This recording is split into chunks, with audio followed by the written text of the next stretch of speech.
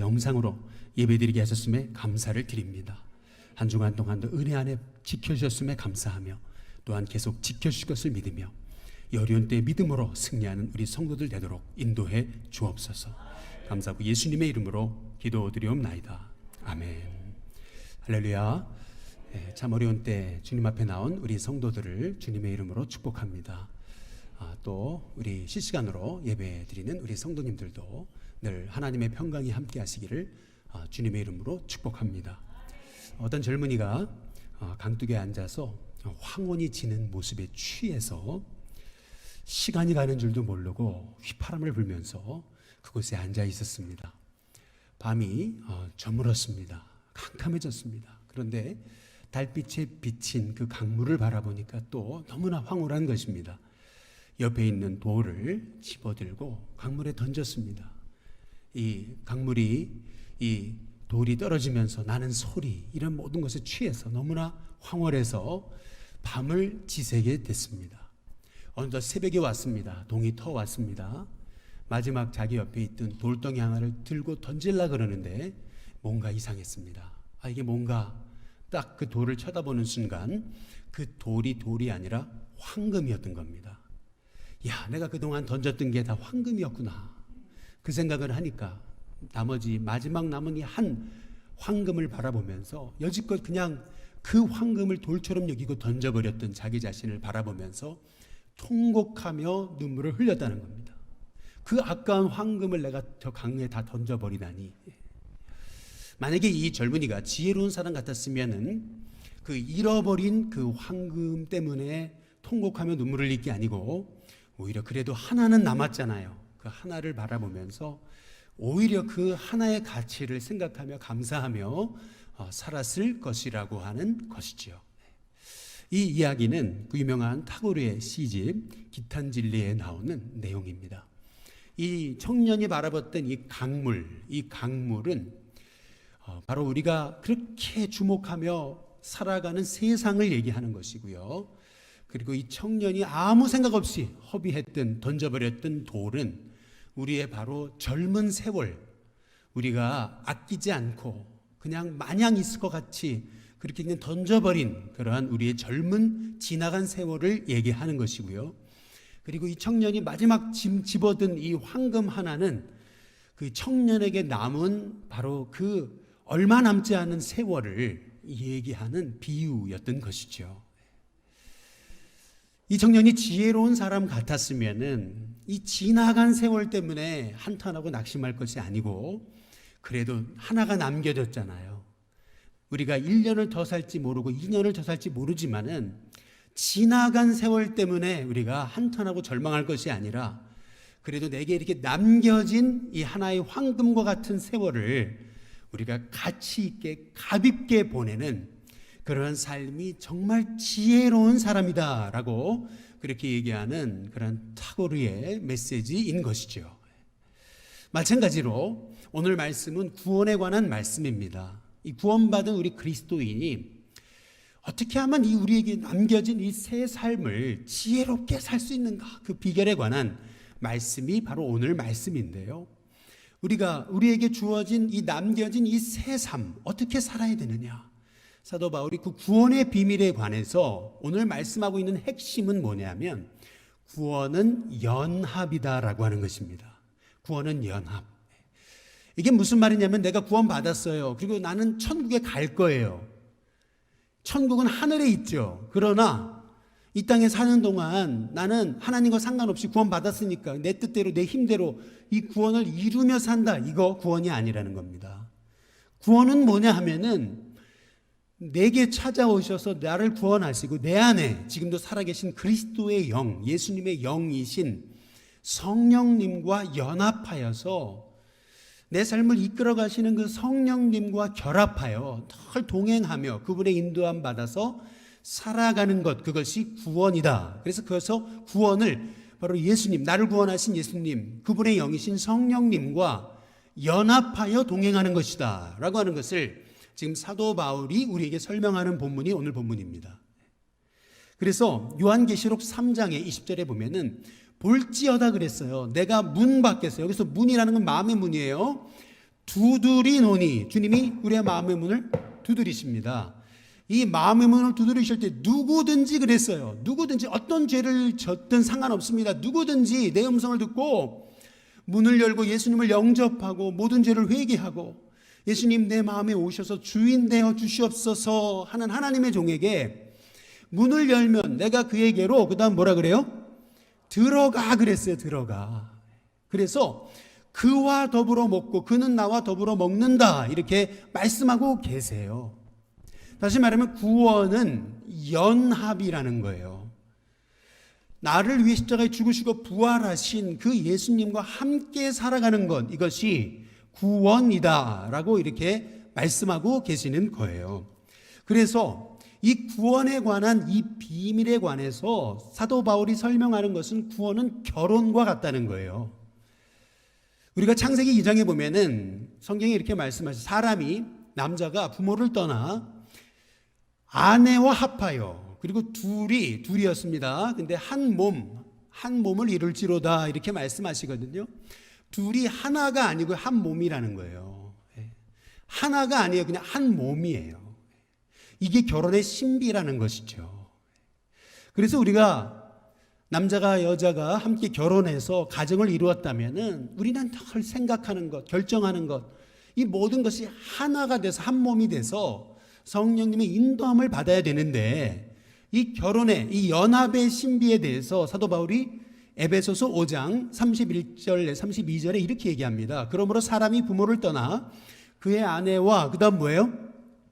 합하여예요. 합하여. 결합이다. 연합이다. 근데 그 둘이 한 뭐가 돼요? 육체다. 이 한 육체다.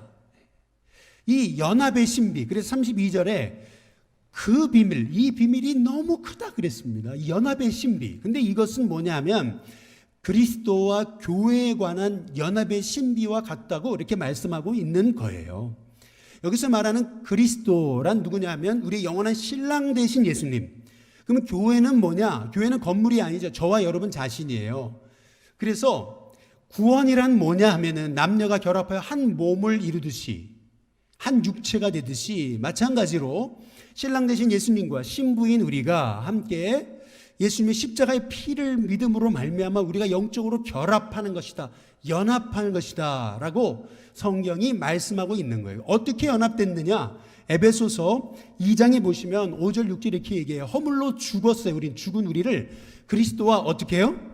함께 살리신 거예요. 예수님 십자가에 죽으셨다 부활하신 것처럼. 이것이 은혜로 구원받은 거는 우리의 행위로, 힘으로 되지 않는 거죠. 은혜로 이러한 역사가 일어나는 거예요. 그래서 6절에 또 함께 일으키사, 예수님이 무덤에서 일어나신 것처럼 함께 일으키사 뿐만 아니라 그리스도 예수 안에서 함께, 예수님이 하나님 보좌 우편에 앉으신 것처럼 우리도 하나님 보좌에 앉혀진 영원한 생명을 얻은 천국 시민권자, 바로 부활 생명이 우리 안에 있는 예수님과 결합한, 연합한 이런 구원의 신비를 누리는 하나님의 종이라고 오늘 사도 바울이 우리에게 설명하고 있는 것입니다. 그래서 이 연합의 신비에 대해 설명하기 위해 오늘 로마서 6장에 사도 바울이 얘기하는 하나의 예를 들고 있는 게 그게 세례예요. 세례받는 자는 물속에 들어가잖아요. 죽었어요. 뿐만 아니라 물에서 나오잖아요. 다시 살은 거예요. 그냥 물 뿌려가지고 세례받았다 이것이 아니라, 내가 이제 예수님 한번 믿어볼까 이게 아니라, 내가 세례받는다라고 하는 것은 이제 나의 옛사람은 이미 죽은 거예요. 예수님 십자가에 죽으신 것처럼.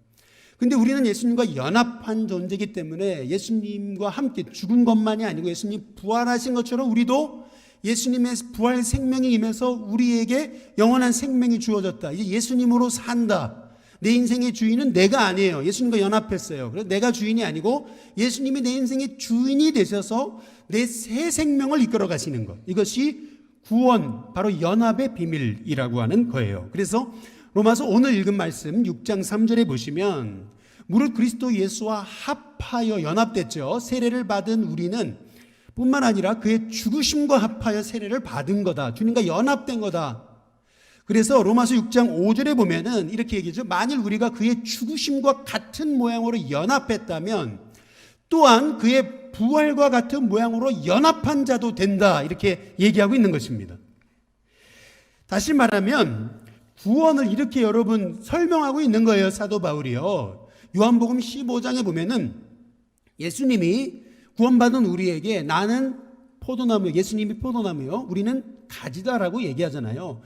가지가 포도나무에 붙어 있지 않고 떨어지면 죽은 거고, 붙어 있으면 많은 열매를 맺는다 이렇게 얘기하는 것이거든요. 이게 무슨 말이냐면 이거예요. 포도나무 원가지가 있어요. 예수님이세요. 그런데 제가 오늘 아침 새벽에 나가서 이 나무에서 가지를 하나 뜯었습니다. 이 가지는요, 떨어졌어요. 우리는 이미 죽은 존재입니다. 이거 산 거 같죠? 오늘 아침에 뜯었어요. 산 거 같죠? 풀도 파릇파릇하죠? 근데 죽은 거예요. 우리와 똑같습니다. 사는 거 같지만 이미 죽은 거예요. 곧 죽을 거예요. 그런데 우리가 이 땅에서 이런 나무가지처럼 죽은 존재지만 원가지, 포도나무에 붙으면 이 죽은 가지가 포도나무의 원가지에서 나오는 생명의 공급을 통해서 이 죽은 것 같았던 이 나무가지는 사는 거예요. 이 포도나무 원가지에서 나오는 생명으로 인해서. 그래서 다시 이게 잎이 나고 꽃이 펴가지고 그래서 거기에서 포도나무 열매가 맺혀지는 거예요. 이것을 가리켜서 구원이다라고 말씀하고 있는 것이죠. 이미 나는 이 가지와처럼 죽은 존재입니다. 그런데 죽은 자와 방불한 우리 안에 예수님의 생명이 임함으로 내 안에서 예수님의 생명이 흘러넘쳐져서 나의 인생, 이렇게 죽은 존재, 죽을 수밖에 없는 나를 통해서 생명의 열매들이 흘러넘치는, 그래서 너희가 날 택한 것이 아니고 내가 너희를 택하여 세워서 이는 열매를 맺게 하고 그 열매가 항상 있어서 너희가 나에게 무엇을 구하든지 다 받게끔 하기 위해서 하나님이 우리를 택하셔서 하나님의 은혜로 우리를 구원하셨고, 이미 나의 옛사람은 죽었고, 그리고 내 안에 예수님의 생명이 임해서 포도나무 원가지에서 붙어진 우리는 이 원가지에서 흘러나오는 생명의 역사를 통해서 내 이 죽은 가지에서 다시 생명이 살아나서 이 가지에서 끊임없이 아름다운 복된 주님의 열매가 맺혀진다는 것이, 그것이 구원의 신비, 그것이 연합의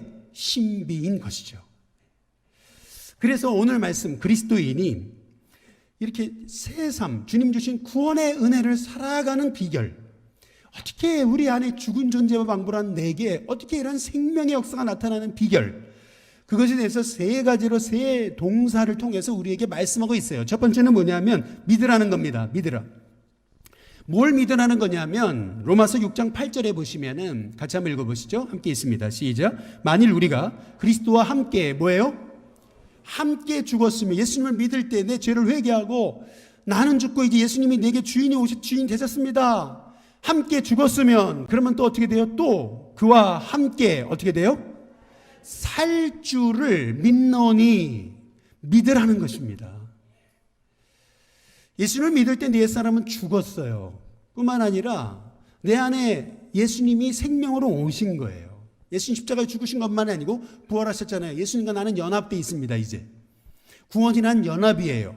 허물로 죽은 우리를 그리스도와 함께 살리신 거예요.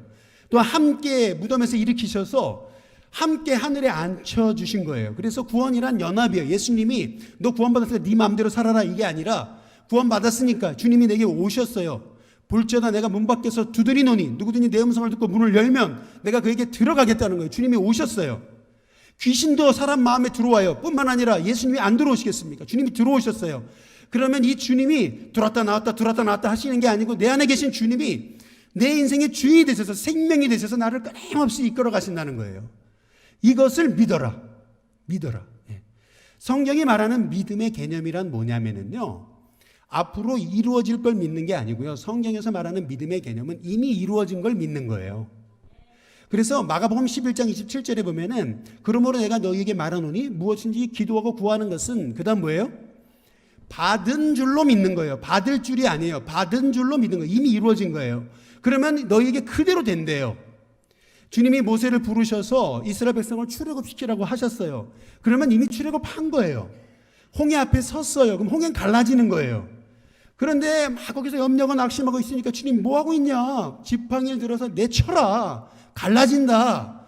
그런데 유대인의 야사에 따르면은 모세가 이 홍해를 가리켜서 지팡이로 내리쳤는데 안 갈라졌대요. 아니 주님 왜 안 갈라집니까? 막 염려하고 낙심하고 부르짖으니까 옆에 있는 아이 하나가 그러더라는 거죠. 아니 주님이 약속하셨으면 이 홍해가 갈라져요. 그냥 들어가세요. 그럼 모세가 들어갔대요. 발을 딱 내딛는 순간 홍해가 싹 갈라졌다는 거죠. 무슨 말이냐면 믿음이란 이루어질 것을 믿는 게 아니고요. 믿음이란 이루어진 것을 믿는 거예요. 그래서 믿음이란 뭐냐 하면은 약속을 내게 받아들이는 거예요. 약속을 주님의 약속이라 믿고 그것이 이루어진 것을 믿으며 받아들이는 거예요. 창세기 4장, 출애굽기 3장 4장에 보시면은 하나님 모세를 부르세요. 저 바로에게 보낸다 그러시거든요. 그런데 이 모세가 못한다 그러잖아요. 입이 나는 쭈뼛쭈뼛하고 나는 소심하고 나는 아무것도 못하고. 그러니까 우리 주님이 말이죠. 나중에는 화를 버럭 내세요. 네 입을 누가 졌냐. 그래 네가 못해 그러면 아론 붙여줄게. 그래서 가라 그렇게 얘기하세요. 그런데 모세가 가면서도 그 장인한테 뭐라 그러냐면은 그냥 우리 형제들 얼굴 좀 잠깐 보고 안부 전하러 간다. 무슨 말이냐면 주님이 보내셔서 간다 이게 아니고 그냥 잠깐 갔다 오겠다 그러고 이제 이 애굽으로 다시 간 거예요. 얼마나 연약합니까? 그런데 그런 모세를 통해서도 하나님이 약속하신 거기 때문에 하나님은 하나님의 약속을 그 모세가 믿든 믿지 않든 간에 하나님이 이루시는 거예요. 그것이 성경에서 말하는 믿음인 거예요. 그래서 모니카가 그 아들 성 어거스틴이 그렇게 방황하고 방탕하며 살아갈 때 그 아들을 위해 13년간 기도하면서도 그 아들이요 그렇게 아들이 믿음의 종으로 쓰임받을 것을 믿고 기도하는데도 아들이요 이단 그 만이교에 빠지죠. 당시 아주 최대 이단 중에 하나인 그리고 뿐만 아니라 사생활을 낳죠. 방탕하게 살아가요. 어머니가 좀 만나자 그래가지고 약속을 잡고 딱 만나려고 그러는데 항구에서 만나자 그래놓고 몰래 도망가 버려요. 그런 아들인데 13년 만에 그 아들이 주님께 붙잡혀가지고 그래서 기독교 최대의 성자가 되는 것 아니겠습니까? 무슨 말이냐면 하나님이 이 아들을 쓰신다. 아니 택했다. 주님이 약속하신 걸 그냥 믿는 거예요. 받아들이는 거예요. 마찬가지로 우리의 문제가 뭡니까? 이미 우리는 예수님을 믿는 순간 예수님과 함께 십자가에 죽었다라고 말씀하시는데도 내가 안 죽어요. 안 죽었습니다. 아직 자아가 펄펄 살아있어요. 내 안에 예수님이 사시는데도 우리 주님 음성에 관심이 없어요. 다 내 뜻대로 살아가는 거예요. 내 방법대로, 내 욕심대로, 내 혈기대로 사는 거예요. 그러니까 나는 어때요? 나는 숫덩이 같은 존재예요. 그래서 내가 열심히 살면 살수록 수많은 사람에게 상처 줄 뿐이에요. 죄인인 나는요, 내 안에 죄가 펄펄 살아있기 때문에 내가 입만 벌리면은 수많은 사람에게 상처를 주고 열심히 살면 살수록 나는 수많은 사람을 더럽히게 돼 있어요. 문제는 뭐냐? 내가 안 죽었다는 거예요. 근데 내가 죽어요. 그리고 내 안에 예수님이 사세요. 그래서 예수님이 내 인생의 주인에서 나를 이끌어 가세요. 그러면 그때부터 내 안에 계신 예수님이 생명의 역사를 나타내 주신다라고 하는 거예요. 원가지인 포도나무에 죽었던 내가 붙었어요. 그러면 나는 죽었잖아 이미. 그래서 원가지인 예수님의 포도나무에 그 생명을 공급받아서 그분이 인도하신 대로, 그분이 힘주시는 대로, 그분이 역사하시는 대로 끊임없이 인도함을 받는 거예요. 그러면 그분이 내 짐을 대신 짊어지시고 내 인생을 이끌어 가시면서 내 인생에 놀라운 일을 행하시는 거죠. 여러분 그것이 구원이라는 거예요. 구원은 내 힘, 내 뜻, 내 방법으로 사는 게 아니에요. 이제는 내 안에 찾아오셔서 내 인생의 주인 대신 그 예수님이 나 대신 새로운 생명을 사시는 그분이 나를 이끌어 가시는 내가 하려고 발버둥 치면서 짐을 짊어지고서 이거는 주님께 못 맡겨 그러면서 내 뜻대로 살아가는 것이 아니라 내 인생의 짐까지 다 짊어지겠다고 말씀하시는 주님이 수고하고 무거운 짐진 자들아 다 내게로 오라. 내가 너를 쉬게 하겠다. 내가 너의 짐을 다 대신 짊어지겠다. 넌 나에게 맡겨라. 그냥 내가 널 위해 죽었음을 뿐만 아니라 다시 살았음을 너 안에 함께함을 믿으라는 거예요. 그러면 그 믿음이 역사해서 내 삶 속에 나는 숫덩이 같은 그런 죄악된 존재인데 내 안에 예수님의 생명이 임함으로 포도나무의 죽은 가지 같은 내가 내 안에 그 포도나무의 놀라운 생명의 열매가 맺혀지게 된다. 여러분, 이 사실을 믿으시기를 주님의 이름으로 축복합니다. 두 번째로 여기라는 거예요. 로마서 6장 11절에 보면 같이 한번 읽어보시죠. 같이 있습니다. 함께 있습니다. 시작. 이와 같이 너희도 너희 자신을 죄에 대하여는 뭐예요? 이미 죽었어요. 그리고 그리스도 예수 안에서 하나님께 대하여는 뭐예요? 살아있는 자로 어떻게 하라고요? 여길지어다. 여기서 여러분 여긴다라고 하는 말씀의 의미는요, 세만다는 거예요. 네, 세만다. 제가 지금 주머니에 이렇게 300원을 가지고 왔거든요. 네. 주머니에 300원이 있어요. 그러면 한번 셈해 보세요. 주머니에 얼마가 있는지. 그럼 300원 있잖아요. 300원 있다고 그러는 거예요.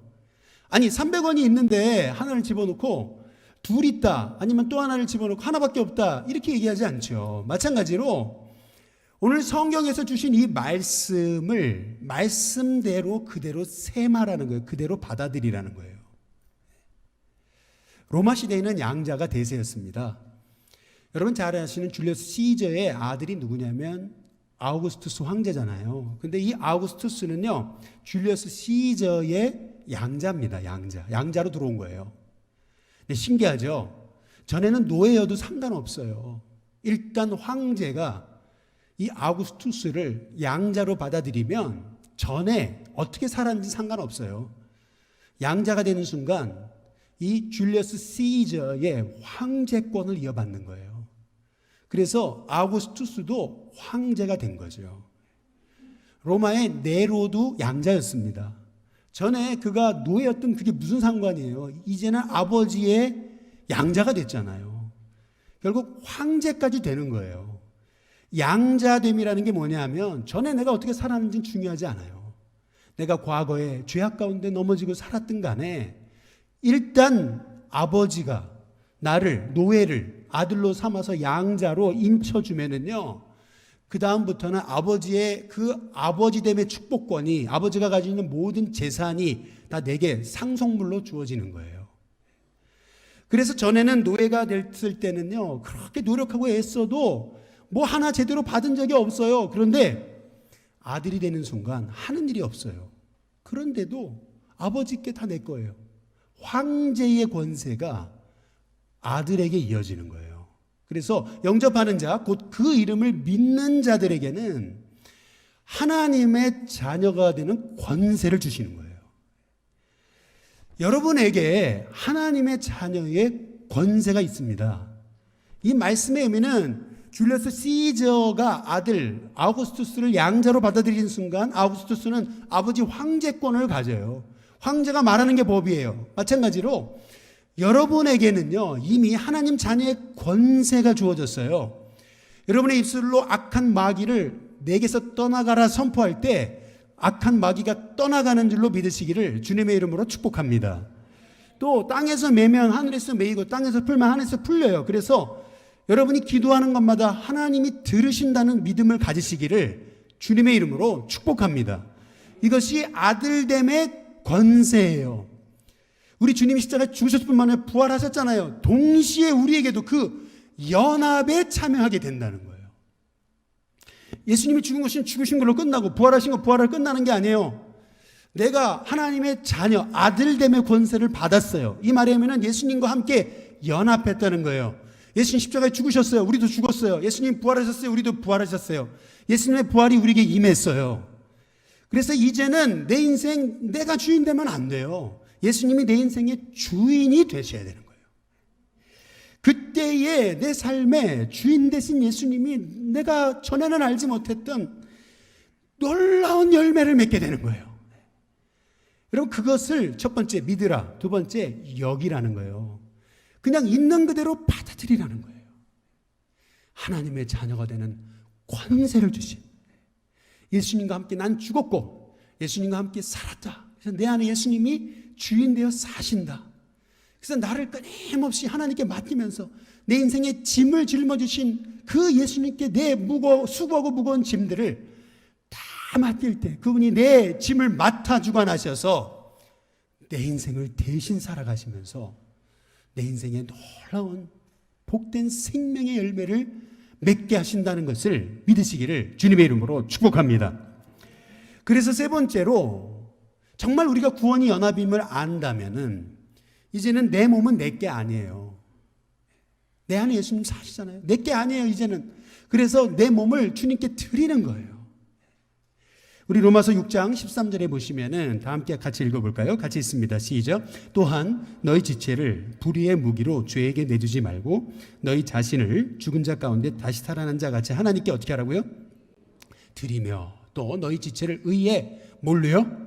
무기로 하나님께 어떻게 하라고요?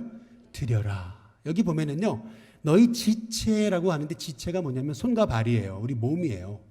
이 손과 발을 불의의 무기로 죄에게 내주지 말고. 불의의 무기라고 그러잖아요. 전쟁 용어를 쓰고 있어요. 이게 무슨 말이냐면 미사일이 김정은 손에 딱 들여지면은 그건 살인 무기가 되죠. 그러나 미사일이 우리 한국 국군에게 이렇게 들여지는 순간 평화의 도구가 되는 거예요. 마찬가지로 이제 내 몸은 내 손과 발, 내 눈, 내 입술, 내 귀, 내 모든 인생의 지체, 내 몸은 주님 거예요. 내 게 아니에요. 그래서 우리는 주님과 연합하여 주님의 것이 됐기 때문에 이제는 우리가 어떻게 살아야 되냐면 이 주님의 몸인 내 몸을 의의 무기로 주님께 드리는 거예요. 그게 예배예요, 사실은. 여기 마이크가 있죠. 근데 이 마이크가요, 제 목회자라고 하는 사람에게 쓰임 받으면, 드려지면은 이게 영혼을 살리는, 쉽게 말하면 메가폰이 되는 거잖아요. 그런데 이 마이크가 어떤 그 강도에게, 깡패에게 드려지게 되면, 그 손에 딱 올려지게 되면 그 순간 사람을 해치는 무기가 되는 거죠. 마찬가지로 이제 우리는 내 안에 예수님이 사셔서 나와 연합하셨어요. 이제 내 인생 내 거 아니에요. 주님의 것이에요. 그러면 이 주님의 것인 내 몸과 마음 모든 인생을 주님께 드릴 때 어떻게 드리는 거냐면 로마서 우리 6장 13절에 보면은 오직 너희 자신을 죽은 자 가운데서 다시 산 자같이 하나님께 드려라 이렇게 얘기합니다. 죽은 자 가운데서 다시 뭐한 사람이요? 산 사람. 쉽게 말하면 이런 거예요. 저는 군에서 제대하기 전에 헌혈을 했다가 이게 좀 잘못돼가지고 의식을 잃고 2층에서 떨어졌어요. 근데 살았어요. 거의 죽었다 살았습니다. 딱 눈이 떠지는 순간 야, 나 살았구나. 나 죽었다 산 거구나. 이렇게 생각하니까 내게 주신 새 생명이 얼마나 귀한지요. 마찬가지로 이제는 내 몸 내 거 아니에요. 내 인생 내 거 아니에요. 주님의 것이에요. 그래서 사나 죽으나 주님의 것이에요. 그래서 내 인생을 이제는 내 거라고 여기지 않고 주님의 것이니까 주님께 드리는 거예요. 어떻게 드리냐면 죽었다가 다시 산 사람처럼, 죽었다가 새 생명을 얻은 사람처럼 드리는 거예요. 이수철 목사님의 간증을 들어보니까 이제 그런 얘기를 하세요. 이 부잣집 아들로 태어나가지고 엄청난 재산을 물려받고 그리고 사업을 하는데 하는 것마다 잘 돼가지고 아주 그냥 돈방석에 오른 거죠. 너무 이렇게 젊은 나이에 30대에 아주 대단한 부자가 되니까 뭐 두려운 게 있습니까? 그래서 매일 술을 마시고 매일 허랑방탕한 삶을 살아가던 어느 날, 그날 12시가 넘어서 술이 그냥 완전 머리끝까지 차가지고 그래서 집에 딱 들어왔는데 다 가정 식구들이 자는데 아주 무심코 보려고 본 게 아니에요. 아내의 일기장이 보여가지고 펼쳐있어서 보는데 그 일기장에 보니까 아내가 자기 자신을 위해서 눈물로 기도하면서 우리 남편이 주님 앞에 돌아오게 해달라고 기도하면서 눈물을 흘리며 썼던 그 일기장을 보는 순간 그때 자기는 다시 태어났다는 거예요. 나의 옛사람은 죽었다는 거예요. 그리고 나는 이제 다시 새 생명을 얻은 자가 됐다는 거예요. 그러고 나니까요, 내 과거에 이 죄악된 삶이 얼마나 더러운 삶이었는지 깨닫게 되면서 이제 나는 전에 죽었다가 다시 산 사람처럼 인생을 드리면서 주님의 그 놀라운 계획 앞에 나를 완전히 드리며 살아가니까 그때부터 이 이재철 목사님을 통해서 얼마나 놀라운 하나님의 역사가 일어나게 됐느냐는 거죠. 우리는 예수님의 피로 우리는 구원받아 예수님과 연합됐어요. 이젠 내 몸이 내 게 아니에요. 주님의 것이에요. 마땅히 주님께 드릴 뿐이에요. 그런데 우리 주님은 나 같은 죄인된 종을 통해서 이제는 놀라운 일들을 행하고 해 가신다라는 거예요. 그래서 이제는 죽었다가 산 사람처럼 이제 내 삶을 드리면서 내 인생을 살아가는 거예요. 저 미국에서 요새 코로나19로 어렵지만은 그런데 이 조지 플로이드라고 하는 사람이 흑인이 죽으면서 이제 얼마나 이게 혼란스럽습니까? 그런데 이 뉴스를 보니까 이제 이 추도 예배 때 불려줬던 찬양이 Amazing Grace라고 나 같은 죄인 살리신 그 은혜 놀라워. 잃었던 생명 찾았고 광명을 얻었네. 이 찬양이 누가 쓴 겁니까? 존 뉴턴이라고 하는 그 노예 매매업자를 통해서 쓰여진 거 아니에요? 정말 피 한 방울, 정말 그 눈 안에 먼지 하나 안 들어갈 것 같은 그런 사람이 말이죠. 풍랑을 만나 거의 죽었다가 주님 살려주셨잖아요. 그리고 나서 새 생명을 얻어보니까 내 과거의 죄악된 삶이 얼마나 이게 죄악된 삶이었어요. 아, 이제 나는 죽었구나, 옛사람은. 그리고 이제 나는 예수님을 새로 태어났구나. 그래서 나 같은 죄인, 죽은 죄인을 살리신 그 은혜 놀라와 그 은혜에 붙잡혀서 살아갈 때에 미국이 어려울 때마다 위기가 처했을 때마다 이 어메이징 그레이스를 부르면서 다시 회복되려고 하는 이 놀라운 감동의 열매를 준 인생, 그것이 그분만의 인생이 아니라 저와 여러분을 향한 하나님의 동일한 약속이라는 것입니다. 이제 내가 예수님을 믿고 내 죄가 용서함 받고 예수님이 내 안에 찾아오신 순간 나는 이제 과거는 사라졌어요. 나는 옛사람은 죽었어요. 그리고 내 안에 예수님이 사세요. 끊임없이 내 안에 생명을 공급하세요. 넘어질 만하면 또 일으켜 주시고 쓰러질 만하면 또 일으켜 주시고 내 무거운 짐을 대신 짊어지시면서 내가 넘어질 것 같은데 안 넘어져요. 쓰러질 것 같은데 안 쓰러져요. 결국에는 승리하는 하나님의 종으로 세우시는 거예요. 뿐만 아니라 놀라운 열매를 맺게 하세요. 여러분, 이것이 구원의 신비, 연합의 신비입니다. 제가 이 말씀만 드리고 이제 마치겠습니다.